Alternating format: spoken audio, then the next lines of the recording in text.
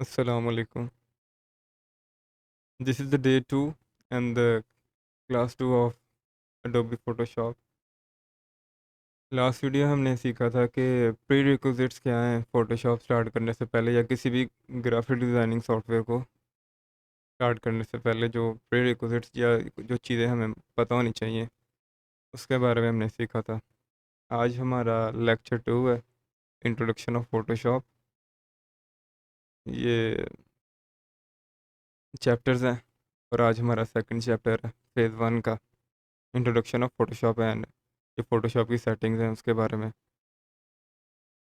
तो मैं Photoshop open करता हूँ।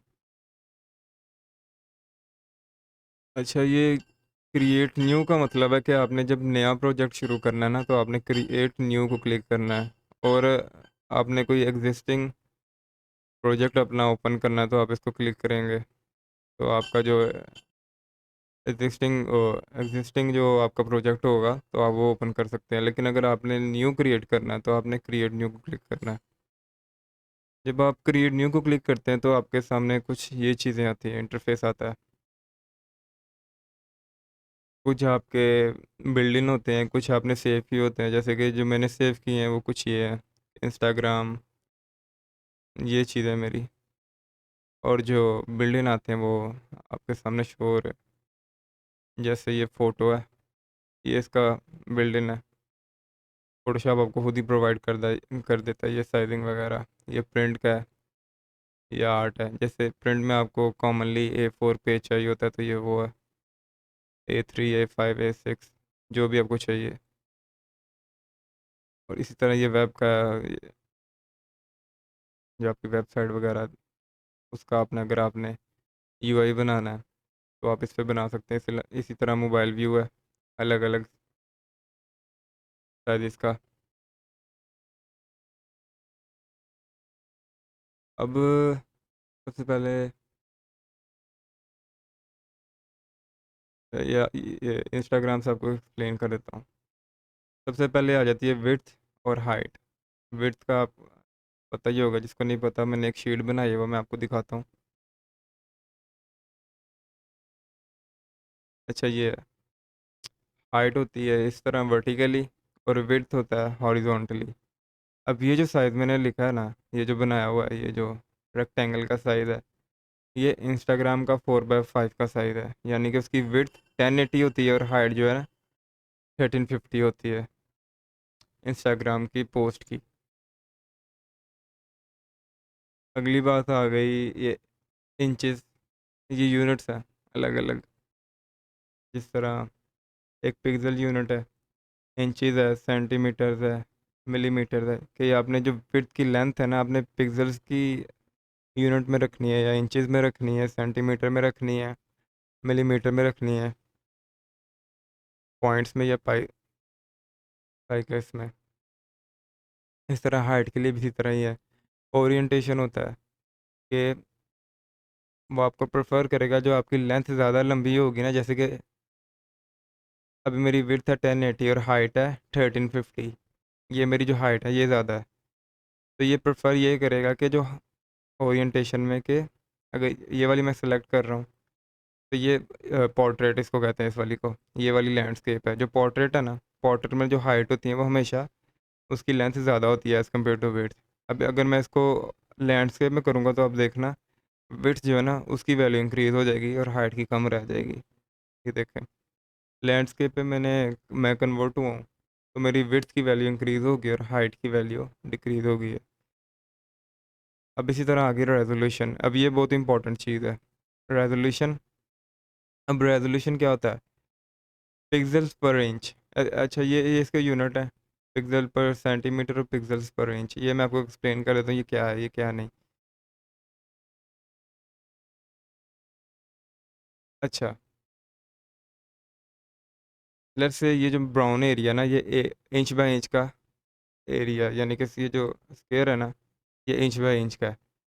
अब इसके अंदर ये पिक्सेल्स है ना, जैसे ये 4 बॉक्स बने हुए हैं, 1 2 3 4।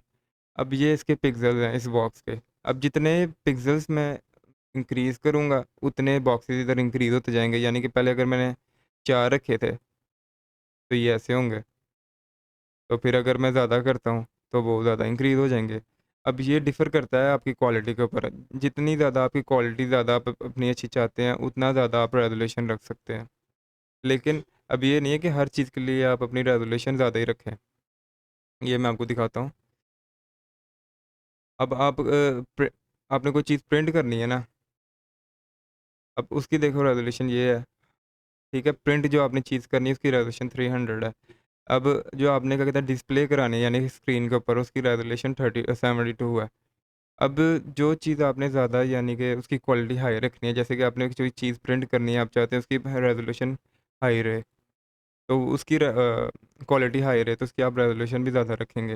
लेकिन वेब के लिए वो एक छोटी-सी तस्वीर ही होती है, छोटे साइज़ की, इसलिए उसकी रेज़ोल्यूशन हम कम रखते हैं ताकि फ़ाइल साइज़ छोटा रहे और एक्सपोर्ट जल्दी हो जाए चीज़, ठीक है? ये रेज़ोल्यूशन होता है और इसके ये यूनिट्स हैं पिक्सेल्स पर इंच और पिक्सेल्स पर सेंटीमीटर। अब ये कलर मोड है, आरजीबी कलर। एक मिनट, अभी ये वेब के ऊपर है, इसलिए एक अभी ये एक ही ऑप्शन दे रहा है क्योंकि जो भी चीज़ आपने क्या कहते हैं शॉर्ट शॉर्ट फॉर्म में दिखानी होती है ना, यानी कि तस्वीर उसकी बस दिखानी होती है, वो हमेशा आरजीबी में लेते हैं हम। अब मैं वहाँ से चेंज होके कस्टम पे आया हूँ। अब यहाँ सबसे पहले है बिट मैप है, ग्रे स्केल है, आरजीबी है, सीएमवाईके, लैब कलर। मैं इसको आपको छोटा-छोटा इनका गो थ्रू दे देता हूँ कि ये चीज़ें क्या हैं, क्या नहीं।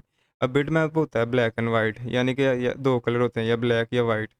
ये किस लिए आप यूज़ करते हो कि आपने कोई ऐसी इलस्ट्रेशन बनानी है या प्रोजेक्ट बनाना है जिसमें आपने बस 2 कलर यूज़ करने हैं, ब्लैक या वाइट। इस तरह ग्रे स्केल है, इसके अंदर ग्रे के जितने भी शेड्स हैं ना, वो वाले कलर यूज़ होते हैं। आरजीबी जितने भी रेड, ग्रीन, ब्लू, इनसे मिलके जो कलर्स बनते हैं ना, मिक्सचर ये वो, जो हम क्या कहते हैं नॉर्मली हम चीज़ें देखते हैं, वो आरजीबी कलर्स ही होता है। फिर ये सीएमवाईके, सियान, मैजेंडा, येलो एंड ब्लैक, ये वो है, वो ये 4 कलर्स हैं। ये लैब कलर को आप स्किप करो, ये इतना कोई ख़ास नहीं है। ये बस लैब कलर होते हैं कि जो मिन मिनिमम कलर्स होते हैं इसके अंदर, रेंज होती है ना कलर्स की बहुत कम होती है। इस तरह ये बिट है, ये यानी ये भी क्वालिटी पे डिपेंड करता है, जितनी आपने क्वालिटी अच्छी रखनी है, उतनी आप बिट इंक्रीज़ कर दो। लेकिन 8 बिट ही बिट ही हम यूज़ करते हैं। आगे बैकग्राउंड, आपने बैकग्राउंड का कलर क्या रखना है जब भी आप बनाते हो अपना प्रोजेक्ट, वो जो सबसे पहले आपको जो जैसे मैं आपको दिखाता हूँ अभी, अगर मैं इसको ये क्रिएट करता हूँ ना, तो इसका ये बैकग्राउंड कलर आ रहा है, ये वो जो वहाँ वहाँ से हमने वाइट सेलेक्ट किया था, ये वो है।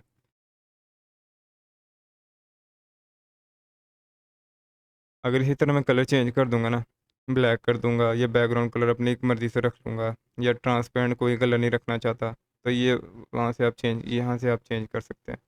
अब एडवांस ऑप्शन है ये, इसके अंदर आपको ज़्यादा सोचने की ज़रूरत नहीं है, ये आपको वक़्त के साथ पता चल जाएगा। अब अगली बात है, ये चीज़ें क्या हैं? ये जो आप सबसे पहले जो आप ओपन करते हो, ये चीज़ें क्या हैं? ये वैसे देखने में तो बहुत कॉम्प्लिकेटेड लगता है, लेकिन ये बहुत बच्चों वाली चीज़ है, इतना कोई मुश्किल नहीं है। इस चीज़ को हम टूल बार कहते हैं, यानी कि वो बैग जिसके अंदर आपके सारे टूल्स होते हैं, ये वो है, यानी कि बैग है ये। टूल टूल बैग जो होता है ना, ये वो है हमारा, इसको हम टूल बार कहते हैं, ठीक है? इसके अंदर हमारे सारे टूल्स होते हैं, जैसे ये है, ये अलग-अलग टूल्स हैं, जैसे ये पेंट का ब्रश टूल है, फिर ये मूव टूल है, टेक्स्ट टूल है, शेप टूल है, ठीक है ना? ये मैग्नीफाइंग टूल है। ये अलग-अलग यूज़ के लिए इस्तेमाल होते हैं, काम के लिए इस्तेमाल होते हैं। अगला ये मेन्यू बार है हमारा, इसके अंदर अलग-अलग चीज़ें होती हैं, जैसे कि मैं इसको फ़िल्टर्स को क्लिक करता हूँ तो अलग-अलग किस्म के फ़िल्टर्स आ गए हैं जो मैं अप्लाई कर सकता हूँ। इसी तरह ये यानी कि जितने भी मेन्यू है ना, उसके अंदर अलग-अलग चीज़ें हैं, अलग-अलग सेटिंग्स की अलग-अलग फैसिलिटीज़ हैं इसके अंदर। इस तरह ये हमारी लेयर्स आ गई हैं, एडजस्टमेंट, लाइब्रेरीज़। अब जो जो आज का मेन टॉपिक है ना, वो इंट्रोडक्शन, ये तो आपको समझ आ गई। ये आप अगर आप करेंगे ना इसको काम, जब आप इंशाल्लाह शुरू करेंगे फ़ोटोशॉप पर, तो तब आप इनसे ना जब गो थ्रू होंगे तो आपको ये हर चीज़ समझ आ जाएगी कि क्या है, क्या नहीं। जिस तरह की ये है, अभी मैं ये बनाता हूँ, इसको मैं फिल कलर दे देता हूँ। ये फिल का मतलब है जो उसके अंदर वाला कलर है, और स्ट्रोक जो उसका बॉर्डर कलर है। ये बॉर्डर का कलर ये है। अब जिस तरह ये, अगर मैं इसका बॉर्डर डिक्रीज़ करूँ तो इसका बॉर्डर डिक्रीज़ हो रहा है। इसको 1 कर देता हूँ। मैं इसको 1 किया तो इसका बॉर्डर 1 हो गया। देखो ये इसका बॉर्डर 1 हो गया। अगर मैं इसको बंद करना चाहूँ तो इसका बॉर्डर बंद भी कर सकता हूँ और सिर्फ इसका ये फिल दे देता हूँ। ये इसका फिल आ गया। ठीक है। अब जिस तरह ये इस टूल से मैंने शेप बनाई है और इस टूल के साथ मैं इसको मूव कर सकता हूँ। फिर अगर मैं इसको जूम करूँ, इसको पकड़ के मैं ऐसे मूव कर सकता हूँ पूरे कैनवस को। अब ये पूरी स्क्रीन है ना, ये जो पूरी है, ये हमारा जो काम करने वाला आर्ट बोर्ड कह लो, इस चीज़ को हम कहते हैं कैनवस। इस पे हम काम करते हैं। अब ये इधर से मैं चीज़ को पकड़ नहीं सकता, बस ये चीज़ें मूव कर रहा हूँ। अगर आपने चीज़ का क्या कहते हैं पकड़नी है, यानी कि ये हमारी जो लेयर है रेक्टेंगल, अगर मैंने इसको पकड़ना है तो मुझे अपना टूल चेंज करना पड़ेगा। यहाँ से मूव टूल पे कन्वर्ट करना पड़ेगा। तो इस तरह मूव टूल की हेल्प से ये मैं इसको पकड़ के कहीं भी एडजस्ट कर सकता हूँ, रख सकता हूँ, छोटा बड़ा कर सकता हूँ। देखो वैसे छोटा बड़ा कर सकता हूँ, जो आप करना चाहें। अब हर टूल का अपना अपना अलग अलग काम है। जिस तरह अगर मैं इसके यहाँ हूँ, मूव टूल की मदद से इसको मैं रोटेट भी कर सकता हूँ। ठीक है। अब हर टूल की अलग अलग फंक्शनैलिटीज़ हैं। इंशाल्लाह हम नेक्स्ट वीडियोस में ना हम पढ़ेंगे इन टूल्स का क्या क्या क्या काम है, जो मेन टूल्स हैं उनके बारे में। अब लेयर्स का मैं आपको ना हल्का सा गो थ्रू करवा देता हूँ। जिस तरह ये मैंने ये ट्रायंगल बनाया था ना, अब एक और इसका मैं डुप्लीकेट लेता हूँ। ये मैंने शॉर्टकट की से किया है। ये इस तरह डुप्लीकेट किया है, ऐसे ऑल्ट पकड़ के ना, ऑल्ट को होल्ड करके माउसी में से अगर इसको मैं पकड़ के ड्रैग करूँ ना तो इसका वो बन जाएगा डुप्लीकेट। ठीक है ना। अब मैं इसका कलर चेंज करता हूँ, ताकि अब कलर चेंज करने के लिए ना हमें शेप टूल यानी कि रेक्टेंगल टूल कहते हैं इसको, इसके ऊपर मैं जाऊँगा तो फिर मैं इसकी शेप कलर चेंज कर सकता हूँ। जैसे कि इसका मैंने ये कर दिया, इसका मैं ये कर देता हूँ, रेड ये कर देता हूँ, ये ब्लैक कर देता हूँ, ताकि डिफरेंस नज़र आता रहे। अब सबसे नीचे जो है ना मेरा ये पिंक वाला है रेक्टेंगल, इसलिए वो सबसे नीचे नज़र आ रहा है। अब ये रेक्टेंगल जो अगला है ब्लैक वाला, वो ये है। और ये जो ग्रीनिश है, पता नहीं कौन सा कलर है, ये जो है सबसे ऊपर है। अगर मैं इसको ब्लैक के ऊपर ओवरलैप करूँ ना तो ये उसके ऊपर रहेगा और ब्लैक इसके नीचे हाइड हो जाएगा, क्योंकि ये लेयर लेयर फॉर्म में बना हुआ है, यानी कि लेयर के ऊपर लेयर के ऊपर लेयर है। ठीक है ना। अब फोटोशॉप जो है ना लेयर के ऊपर काम करता है। अगर अब फ़र्ज़ करो, मैं आपको एक एग्जांपल देता हूँ। अगर मैं इस लेयर के ऊपर ना अ, या तो लेयर आपने अगर ऐड करनी है, new create a new layer, तो अगर मैं प्लस दबाऊँगा न्यू लेयर ऐड हो गई। अब मैं इसके ऊपर ना इसका मैं साइज़ थोड़ा सा छोटा कर लेता हूँ और इसको ये कर देता हूँ। अगर मैं इसके ऊपर ये बनाऊँ ना ब्रश टूल की मदद से, ठीक है ना। अब मुझसे मैं चाहता हूँ इसको रिमूव करूँ मैं, तो मैं ये रिमूव कैसे करूँगा, इस लेयर को हाइड कर दूँगा। अगर मैं चाहता हूँ इसको मैं मूव करूँ तो मैं इसको मूव भी कर सकता हूँ कहीं भी। ठीक है ना। अब अगर मैं इसी लेयर के ऊपर ये ऑल्ट्रेशन करता है, इसको मैं फ़िलहाल हाइड करता हूँ और इसी रेक्टेंगल टूल के ऊपर ये चेंजिंग करता हूँ। ठीक है ना, जैसे ये मैं चेंजिंग कर रहा हूँ। अब मैं चाहूँ तो इसको मूव नहीं कर सकता, इसके साथ ये पूरी लेयर मूव हो गई। ठीक है ना। अगर इसको मैं रेज़ करना चाहूँ, ये जो मैंने अभी ड्रॉ किया इसको मैं रेज़ नहीं कर सकता। रेज़ तो हो रहा है, लेकिन वो साथ जो रेक्टेंगल है ना वो भी रेज़ हो रहा है। ठीक है, ये चीज़ का आपने ख्याल रखना है कि हर काम डिफरेंट लेयर पे करना है आपने फ़ोटोशॉप में। बिगिनर सबसे पहले ये गलती करते हैं कि वो लेयर्स का ध्यान नहीं रखते।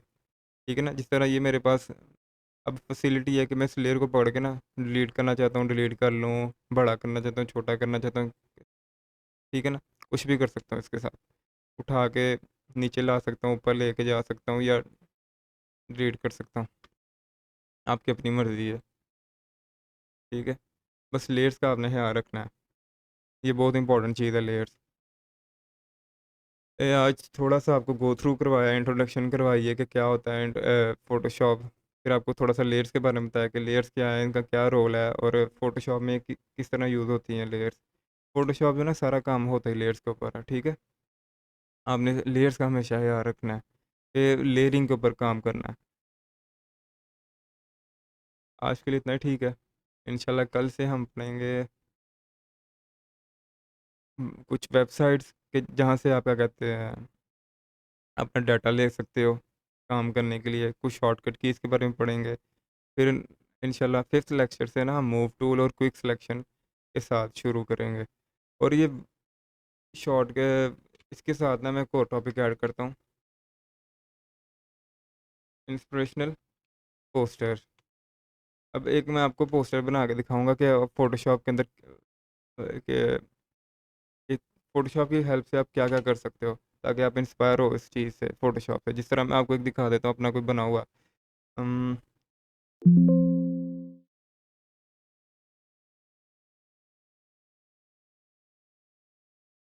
जिस तरह ये पोस्टर है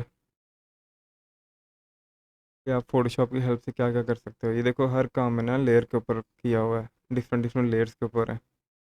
तब जाके ये यानी कि कुछ स्टनिंग सा ब्यूटीफुल चीज़ बनी हुई है, मेरे लिहाज से तो प्यारा ही है। ठीक है ना? फ़ोटोशॉप की हेल्प से आप ये पोस्टर्स बना सकते हो, बहुत कुछ कर सकते हो आप फ़ोटोशॉप की हेल्प से। मैं आपको करके भी दिखाऊँगा, पोस्टर्स बना के भी दिखाऊँगा, ठीक है ना?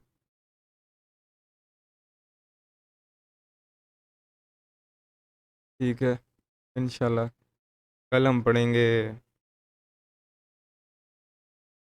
यूज़फुल वेबसाइट्स कि कौन-कौन सी वेबसाइट है जहाँ से हम डाटा क्या कहते हैं इंस्पिरेशन ले सकते हैं पोस्टर्स की, या अपना क्या कहते हैं रॉ डाटा चीज़ें तस्वीरें वगैरह ले सकते हैं ताकि हम उनके ऊपर एडिटिंग कर सकें, काम कर सकें। और एक मैं आपको इंस्पिरेशनल पोस्टर बना के दिखाऊँगा फ़ोटोशॉप की हेल्प से।